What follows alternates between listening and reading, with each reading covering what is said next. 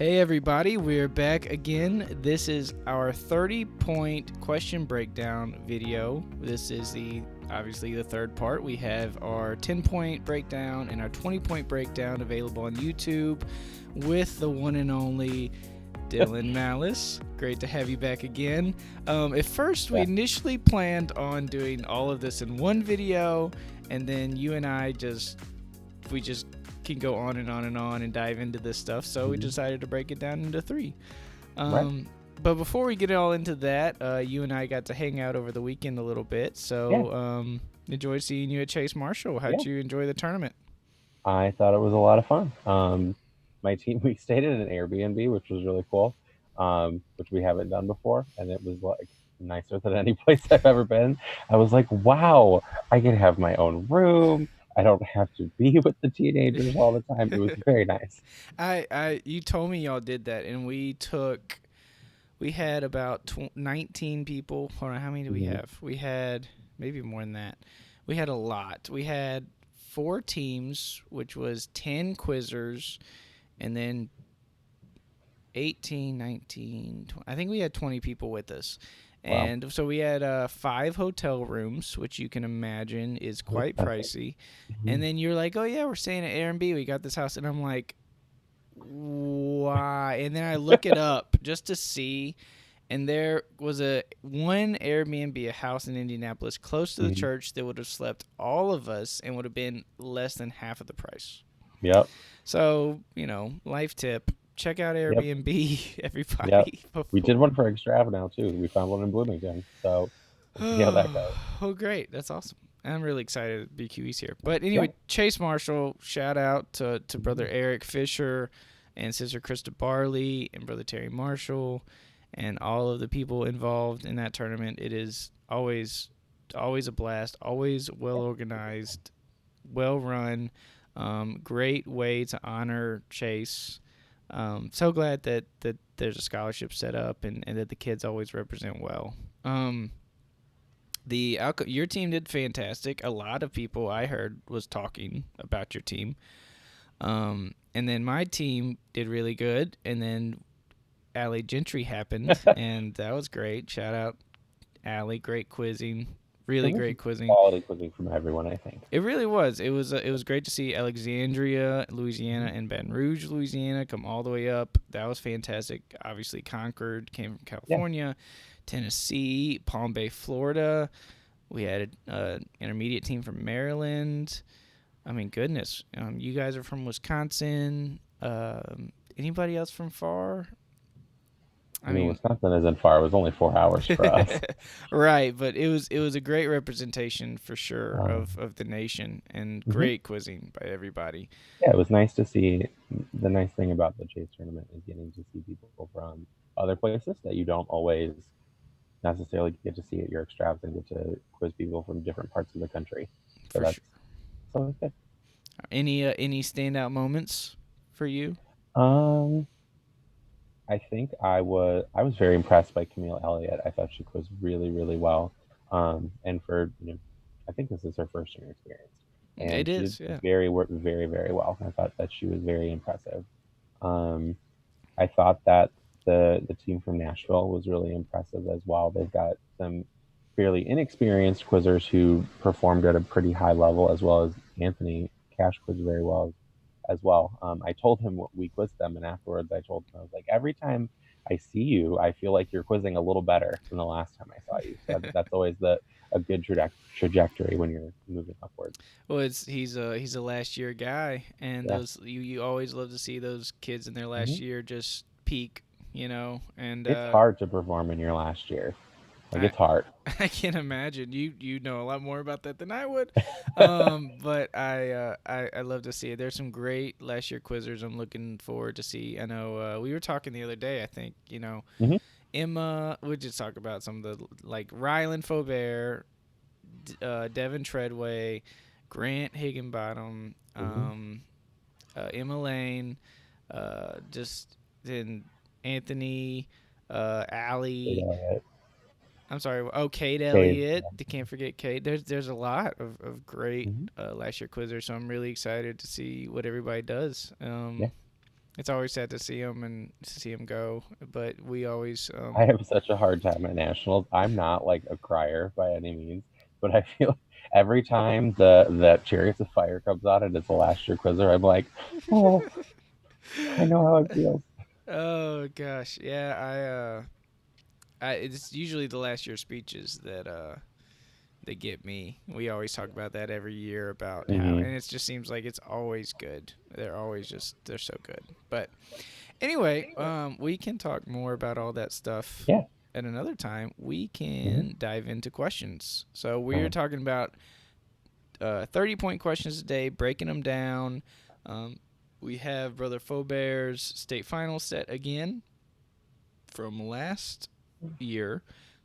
So all of these questions will be over doctrine, and if I'm looking down at my phone, it's because I'm looking down at BQ lookup from last year, so I'm able to kind of follow along and look at the verses, or look up, different crosses and things to see how the questions are unique. So go ahead and drive.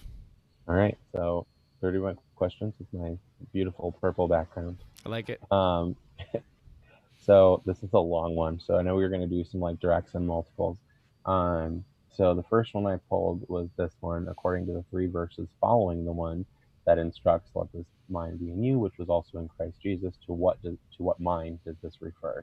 I Um, specifically remember this question. why is that?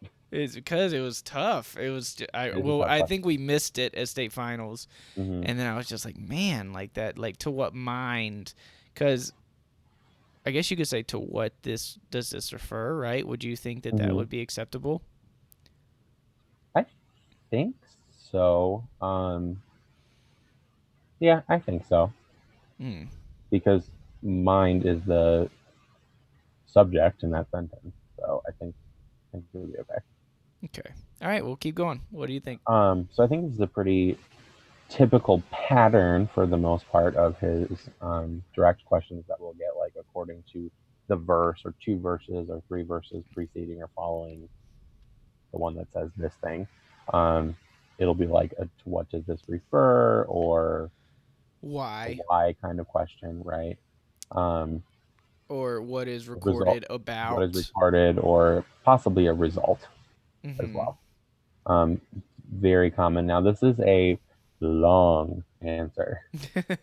It So it's one is. of those that it's sometimes with those, the cross, well, it's not a cross, it's with the consecutive verse kind of questions where you're quoting consecutive verses, the expectation is that you can quote them fluently without having to think about the references for each one. Right.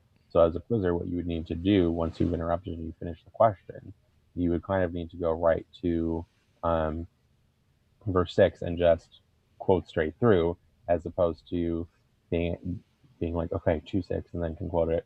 Okay, what's 2:7? Okay, what's 2:8? Right. Um, the expectation is that you can fluently quote them, and that that all of this, all of what's in verses 6 through 8, is clarifying what mind that is. Right. Mm. Um, so that's why it's important to not just quote your verses out of order, but also to quote them in order. Right. It is super important to know if you just hear 2-7 to know it, and if you Hmm. just hear 2-8 to know it. Yep. But when you have to just quote two, three, We'll four straight through. verses, you got to be able to just fly through them and Hmm. for stuff like this. Hmm. If you want to quiz on these 30s at a high level, Right, because you have a limited amount of time. I guess Like we this. should.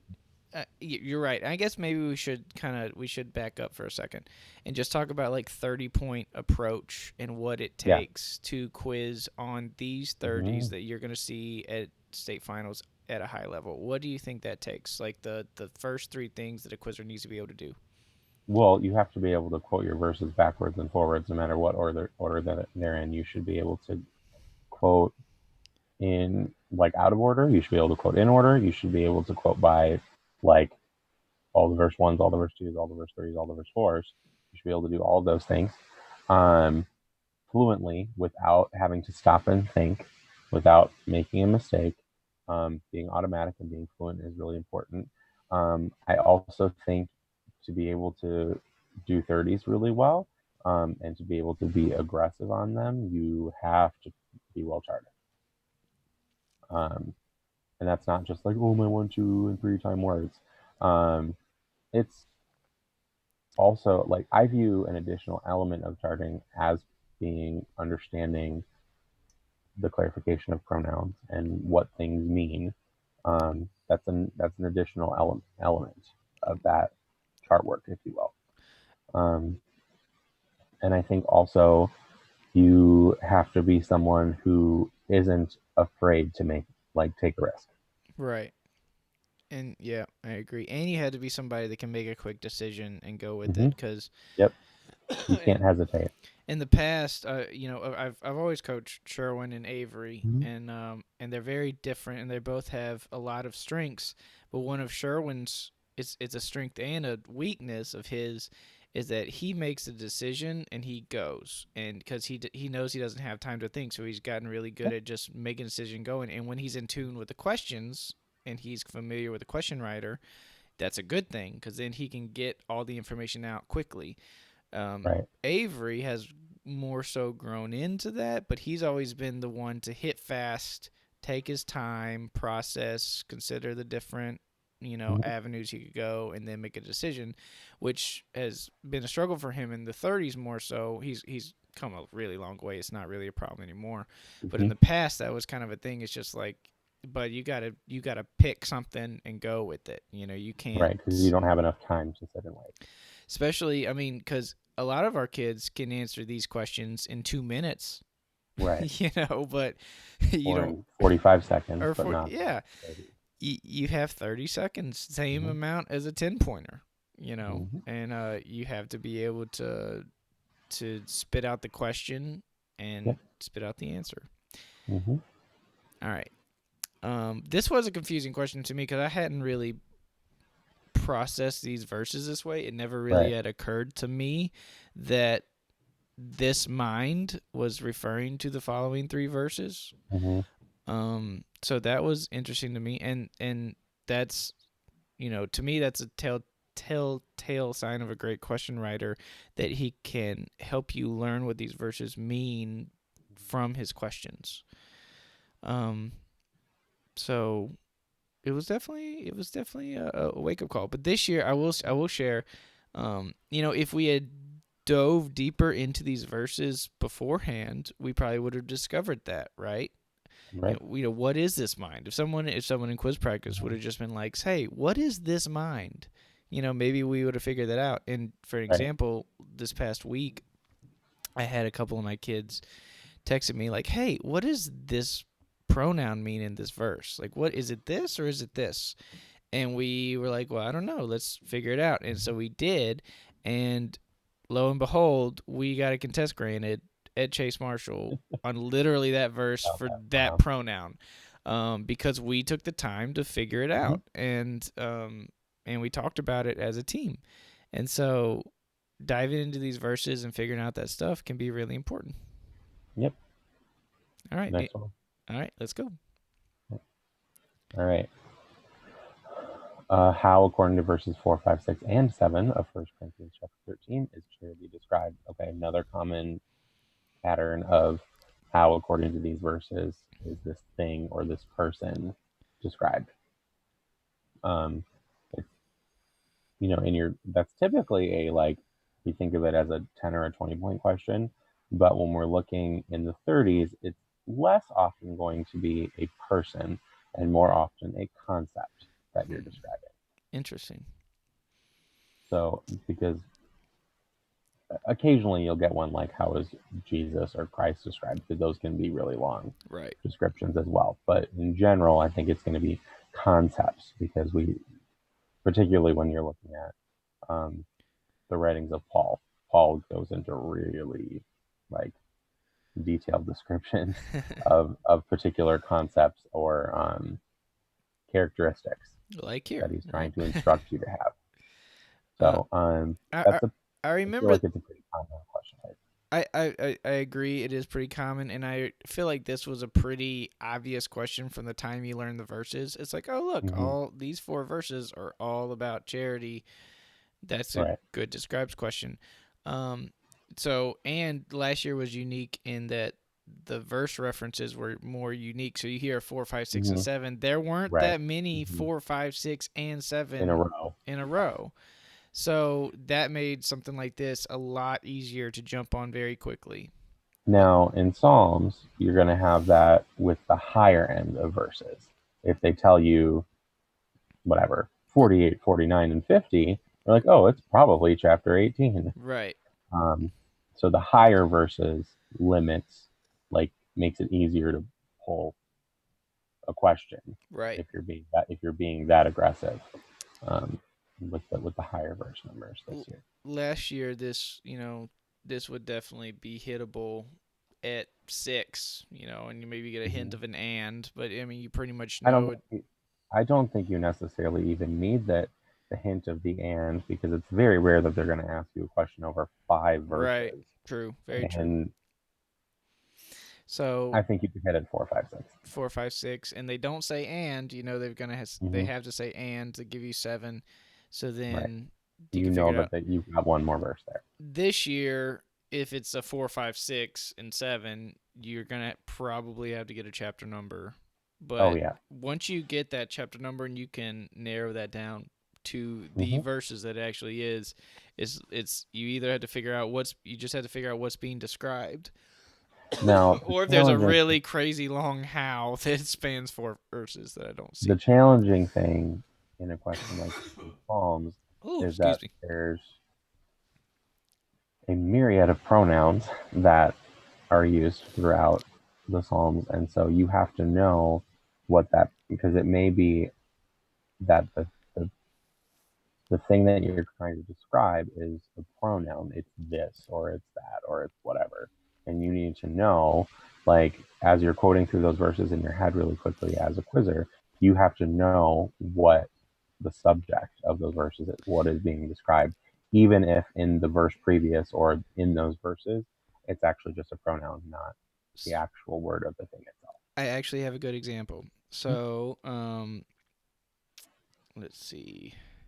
So, this year's material, Psalm chapter 5, verses 9 and 10, are all about mine enemies.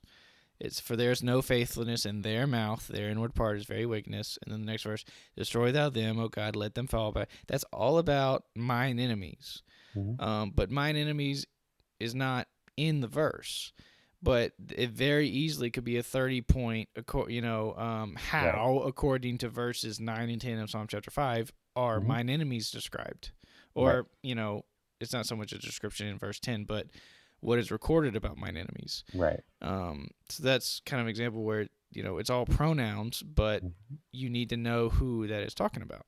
There's a lot of those like the wicked are referred to as a they, or mine enemies are a they, or the righteous is a they. Mm-hmm. A lot of those people groups, there's long descriptions about them or things recorded about their actions with a pronoun. So you need to know, and that's you don't want to have to be figuring that out on the spot. Right. You're exactly right. You should know that ahead of time 30 pointers are a lot easier when you've, written them when you know you. yourself before or Mm-hmm. you've noticed them before. They're a lot easier. Yep. Mm-hmm. All right. What's next? All right. All right. Um, Concerning what two things does Deuteronomy command to take heed to thyself? Hmm. I thought this was an interesting and one that just the way the sentence structure is very interesting to me. It Um, is. that I like this question. It just isn't necessarily worded in the way that my brain would initially go. Because I feel like this is the kind of question that quizzers will end up hitting too early because they get jumpy. Oh, Oh, I've heard so many words. I need to hit now. Um, yep. there's a lot of quizzers who will do that.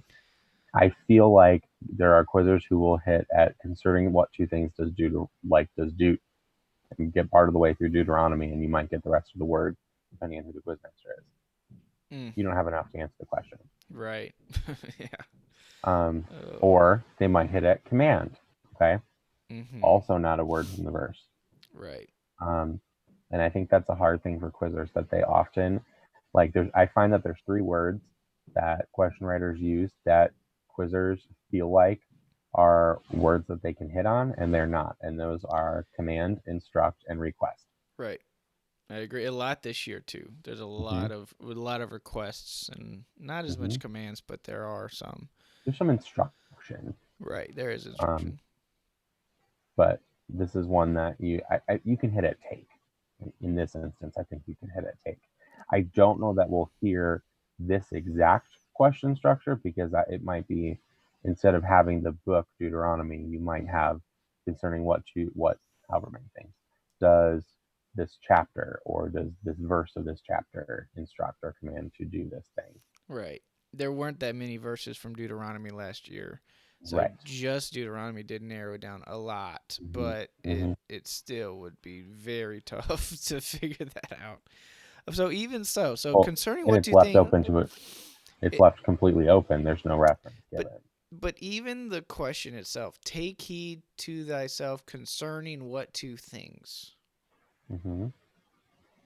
that thou be not snared by following them after that they be destroyed from before thee, and that thou inquire not after God, saying, "Whew, man." See, and It's challenging.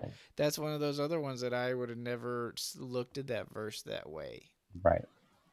And Yep. so that's where we need to, like, oftentimes when, so one of the things I have my quizzers do, like right now, well, they're not super happy with me because I told them they had to work like a fair bit of a 4 hours day, but um, they're not super happy with me right now.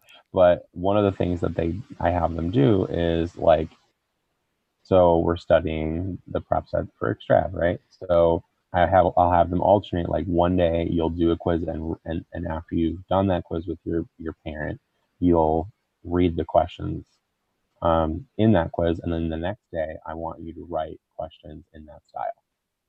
Huh. That's good. So I have them alternate that. So the hope is that through doing that, they're going to have a deeper understanding of material, but also have a better grasp on what question writers are going to ask.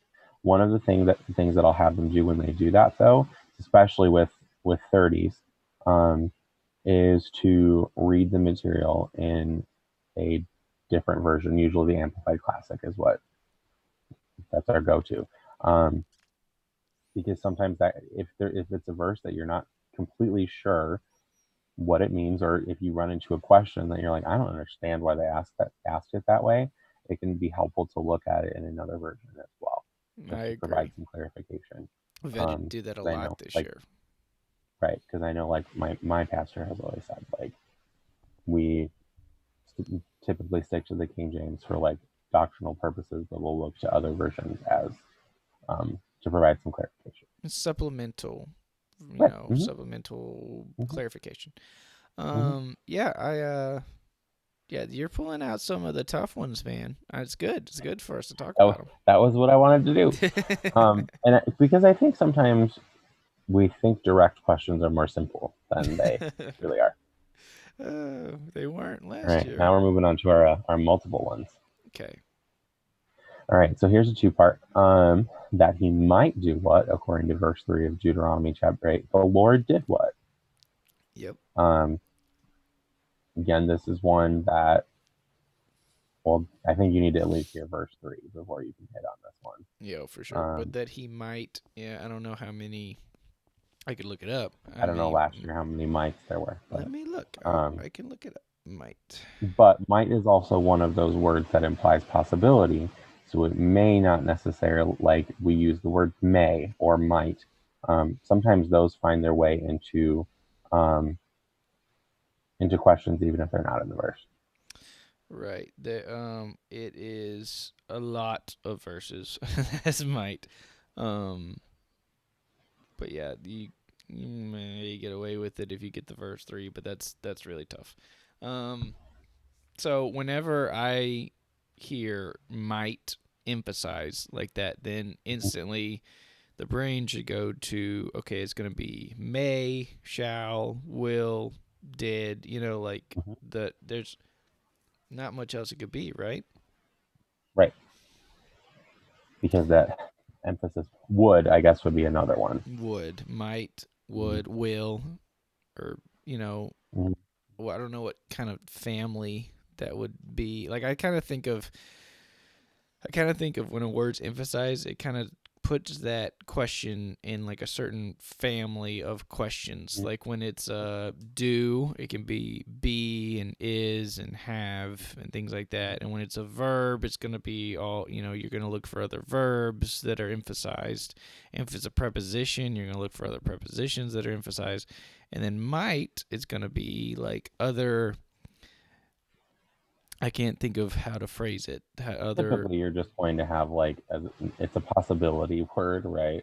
So you're typically, if you have a possibility word, you're going to have a surety word, if you will, where like it actually did happen or does happen, or will happen. um, or will happen. Right. Um, there's not just in the structure of material and like the way that sentences are structured, it's not often going to be like that he might do what, he may do what. Like that's literally asking like the same thing. Right. That's true. You're asking the same question with a different word. Right. So it's Um, on something like this, I would assume you need the first part and you need to be able to narrow it down, and maybe that's verse mhm, 3 of Deuteronomy that you just need to get enough of Deuteronomy. right. That should probably be the right place to hit in my mind. That he might do what according to verse 3 of the hit there. That way you can narrow it down and figure out that it's Deuteronomy chapter 8 verse 3, and then you Hmm. figure out that it's the Lord did what. Yeah, Hmm. that one's more probably the most straightforward one we've gone over so far. Right. Two part verses 3 and 4 of First Peter chapter 3, referring to the adorning of ye wives, instruct, let it not be what, but let it be what. Um, I think this is a pretty simple pattern. The tricky part here is that there's so much introductory information. Right, that's a lot of There's a lot of yeah. quizzers who are going to hit at verses 3 and 4 of First Peter chapter 3, referring to, they're going to hit there. Right. I And then, You don't have a lot. unless you've written uh, every single two-part question you could possibly write on those two verses, I think you're going to be in trouble. Um, yeah, I mean, it is a pretty. I mean, if you have to make a two-part over both of those verses, it is a little plain to see that it is do this or don't do this, but do this. Basically, is what yeah, but I think that the difficult part comes in with that referring piece. Because if they just said referring to ye wives, that's not right. Why did he say referring to there? Why did he put that in there? Oh, the adorning of you wives. Yeah. Referring to the Mm-hmm. adorning of you wives. Let it. Okay. Because that it is referring to adorning of you wives. Mm-hmm. That's why it's in there. I always tell my kids that it's like that referring to it when that happens. That should mean that referring to blah, that pronoun, that antecedent that it is specifying is going to be in the question. So in this case, it is the adorning of your wives. Instruct, let it not be what? Let the adorning I of your think you wives could not be hit what? like partway through the word adorning, like referring to the adore. Like I think you could hit there. Right. And then a quizzer may just think it's Mm-hmm. the adorning though, referring to the adorning. Instruct to let it not be what, but let it be what. Obviously, the let it not, but let it be is a pretty common question pattern on a two-part, especially for Mm-hmm. 30s where you want more information. And when you have like a contrast two verses next to each other, that's a really Mm-hmm. good question type or question template. All right, Right. cool. Anything else to add on this one? No, I'm good on that one. All right. All right. Three-part. How did who appear unto Joseph when, as found in verse 20 of Matthew chapter 1? Um, See, this is one. I Go ahead. actually was, I had some, I was I remember I gotta think about it now, but I feel like I had an issue with this question, but I was wrong. So, what do you think? Is this the one you brought the contest down about at Extrav? Probably no, not at Extrav. That was terrible. That No, okay. So, in a dream, was so saying, great. I had a The story is I had a really bad contest at Extrav, and I thought Oh. I could spin something up, and I just look. It was rough. It was rough. It was And bad. Brother Faubert said to you while you were standing there, you just negated your own contest. Yeah, I did, and I was like, "Yep, I'm gonna go cry. Oh, Oh, oh. I'm gonna go cry behind the quiz board now." You just like walked away with your head down. Yeah, it was. Oh, But then oh. I think we got one granted like You did later in the tournament, later in yeah. the tournament, and I was just like, "See, okay, It's okay. it's It's okay." all worth it. Anyway, enough. I mean, you still haven't gotten two in a row like I did. Oh, oh, oof. No, My only crowning no, achievement. whatever. For those who don't know, I am always very nervous when there's like 3 or 4 coaches. When they bring down a contest, I'm like, all right, just go ahead and grant it. It's just gonna happen. Um, but you do I a mean, great. the actual rate of like getting things granted is very low for everybody, even if you're very good at contesting. Right, Part of the actually, I think it's lower when you're good at it because you try to spin things right, and you like pull things out of thin air that aren't necessarily right. right. Last year, I don't think we got a single contest granted until nationals, which it was crazy because the year before that we had like 2 or 3 every tournament. It seemed like, and then last year it's just like nothing kind of Oh, went our oh, way. that year I had two granted in a row at nationals. I didn't get one all year before that. All year, I Well, don't think. okay, we have to get back to the question. So, Right, three moving on. part. How did who appear unto Joseph when? I think my issue was the same. It's like you could easily think it was saying what, right? Because how did he Mhm. appear in a dream? You know, the angel of the Lord appeared unto Joseph, saying what? Saying, Mhm. that's was my issue. And you could almost made it a 4 part, and the how could only be in a dream. Right. And that was my issue with it. That I couldn't see how the how was in The a verb of dream. appear, the verb appear, and like the saying piece is being a description of that. I think the reason why it was part of the how is because it's saying blah instead of Mhm. and said, like it's a separate thing in a dream, Right. saying like it's one. Hmm. That's part of the appearance. Right. It was. Right. I didn't think of it that way. I thought of it as like, no, he appeared in a dream. That's how he appeared, and then he said, "Joseph, thou son of David." But then I think it was explained to me that like, no, in a dream, saying that, like that's one idea, that's Hmm. one thought, and I was like, okay, yeah, that makes Now, sense. one thing I feel like personally should be important to the answer of the question. Um, I do think that you need to clarify the pronoun he Which, while he thought on these things, wow, he thought on these because the things. angel of the Lord could take on a male pronoun as well. Huh? Yeah. While Joseph thought on these things, it needs to be Hmm. because there are multiple sub. The Individuals who could be considered he. well, it is specified in the question though. How did who appear unto Unto Joseph Joseph. when? And Yeah, I've always but heard that's the answer to the question when. right. I don't disagree. I just have I know there are times when a pronoun is clarified in the question, it doesn't need to be clarified in the answer, but that's not always true. So I don't know if that's a good point because Well, while he thought on these things, when you look at the question, how did he appear unto Joseph when? Like, hmm, I don't know. I just think that the he is important to be clarified in this instance. I will not disagree with you, but I'm not sure. Maybe Right. you're probably right. I would go Is with your judgment. that my last one? That might be my last one. That's my last one. I thought I had a five part in there. Maybe I didn't. No, that's my last one. Oh, do we Oh, have I had way any less than I thought. cross references or anything? You only told me to do multiple. You Oh, asked we me did. to We do did only cross. do multiples. Go ahead and cross another one. Duh. I'm a dummy.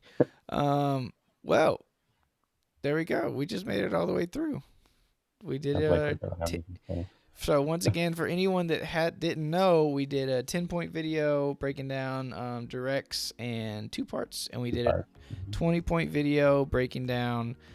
I think we did directs there as well. Directs, 2 parts, 3 parts, 4 parts. Yep. And then we just did a 30-point multiples video just now.